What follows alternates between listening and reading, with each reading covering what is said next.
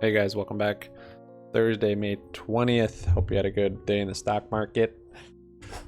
We got Urban One over here on our left. I remember this one running from back in COVID times. This thing went crazy. This is like a African media company, African American. And yeah, basically during riots and stuff, this thing would just get running like crazy. So that's where it has this crazy upside from. This was like right after COVID. Yeah, this is when there was mayhem in the streets. But yeah, today it started running. Actually, yesterday it started going, and I saw it too, and I like kind of remember it going crazy before, but I saw it like here yesterday, like 5.5, and I was like, wow, this thing's going again. It was already way overbought on the RSI, and I don't know, I left it alone, thinking, not thinking. Because this thing just doubled almost in the last 2 days now. So yeah, and it could honestly keep going. It's just so crazy at this point. I mean, back here, I remember when it was pumping up, these days was just like huge swings. But yeah, I'm not messing with it right now. Who knows how high that thing goes. I did do some day trades on what did we do? We did LMFA. For some reason I had an alert on this one and it hit the alert, and I'm like, wonder why I did that. I didn't know anything about this. And so yeah, I bought in on that and just did a little day trade on it. I don't know if this just had a reverse split or what, but the hourly chart looks really weird. On the daily, this thing could keep going. I mean, it looks like a nice setup, honestly. The MACD's crossed over. Got a nice big green candle on the daily over the 9 moving. It seems to be holding up. I got back out of it, but this thing might keep going. This kind of sketched me out why here on the hourly chart, why it shows it used to be 73 cents on the 6th. So I don't know if it had a reverse split or what, but then if I look on the daily, it doesn't show that at all. It was $3. So Webull sometimes does that when there's reverse splits and stuff. It just like doesn't show it on certain time frames. So I wonder if it had a reverse split, and that kind of sketched me out a little bit, so I got out of it. But it also, I mean, it does look pretty good. It looks like it's kind of setting up a little cup here. We'll see if it does a handle, then keep running. But UONE is probably I mean, this thing might have a big down day and then go again. So I'd keep this on your watch list just to see what happens.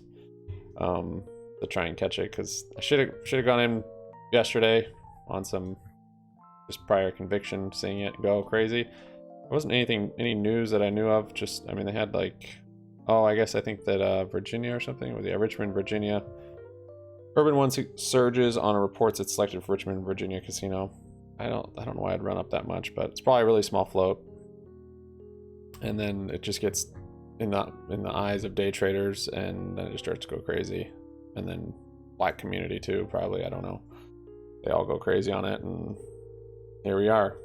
I mean, it's at $10. This thing could go, it's got a lot of upside potential, $54.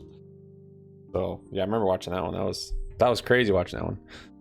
GME though, however, we are just kind of consolidating back today. Pretty flat.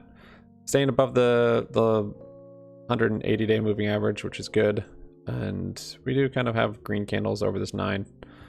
MACD is still kind of bearish, but it's starting to tick up, and looks like it's gonna flatten out close to the histogram here, or the kind of equilibrium of 0. As far as supports and resistances, we kind of came up and hit this resistance back here, and it got rejected. Volume today was so light, so light, at least the volume that we're seeing. There's reports of the German exchange that has like crazy high volume I saw on Reddit. And yeah, that was pretty interesting. So it's not very reassuring when you see that there's just so much other stuff they can do to basically get around. But I'm still hopeful. I think it's coming, but it's just yeah, for the rest of the market doesn't make me very happy. And just the manipulation and the amount of just that. So anyways, on the daily though, we're still looking good. All the candles are over the 9 moving.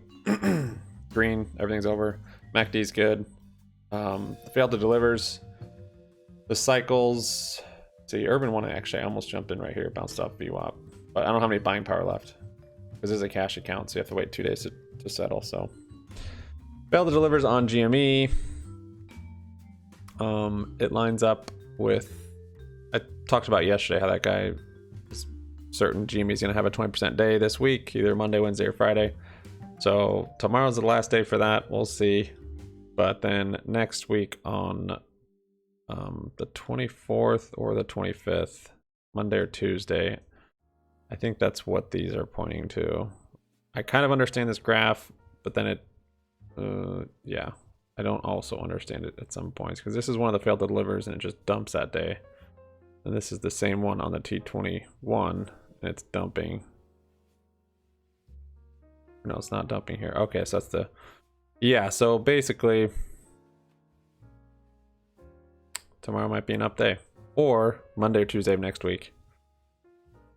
And if it's a big enough day, we'll see if it triggers something else. Margin calls, gamma squeezes. Here goes UONE. That's so funny, man. That just brings like flashbacks. Or just seeing UONE on my watch list at the very top, like plus 50%, plus 100%. Whew. Nuts. If this breaks this new high, ooh, there you go, GME. So on a trade like this, I would either try and get it on a dip, actually, a bounce off VWAP if it looks like it's bouncing, where it's got these double tails down here on these candlesticks. I'd try and jump in right here. Try not to FOMO in on this way up. I mean, you could after a consolidation, but when it's this overbought, I usually wait, or I try to, and then you can jump in right here. I probably wouldn't jump in at this point though until you get more signs that are bullish, like it crosses. A big one would be a breakout past this. So once it gets past this, then catch it up there, or at least a MACD crossover, back bullish to crossover. So I think this play is probably done unless it crosses, breaks out to new highs, excuse me, or the MACD crosses back over. But that's just for the very short term. Tomorrow this thing could be back up to 15, 20 bucks. We'll see. Little bump here on GME with actually some volume. A little bit more than we've had for the last few hours. This thing's so crazy. I got here's my positions on GME for this one's for expiring tomorrow. 195 200 call. It's down 80%. Not a huge deal. I think we will actually bump up tomorrow. Maybe not to 200, but enough to get this thing some value. And then I've got this for next week. There's a put credit spread 300 310, and so this one would be if GME went up to 310 next week. I mean, it starts making profit without any IV involved, I guess, would be around 300. But actually, this thing will be profitable before then, because even today and yesterday's was starting to get a little profitable. It's hard though, because it's such a big spread on these spreads between the bid and the ask, and then you have multiple contracts. So that's that on there. I've got SPY puts too soon. I got coin puts. Today was the bounce, but I was a little hasty on it.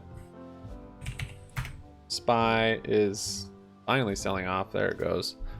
I got them right about here. There was news about talking about the world tax again or something, and I was kind of just waiting for it to be a top. I could have waited longer though. It bounced off VWAP and came back up here, so they lost quite a bit of value, but not as much as my other ones. Yeah, these are down 43%.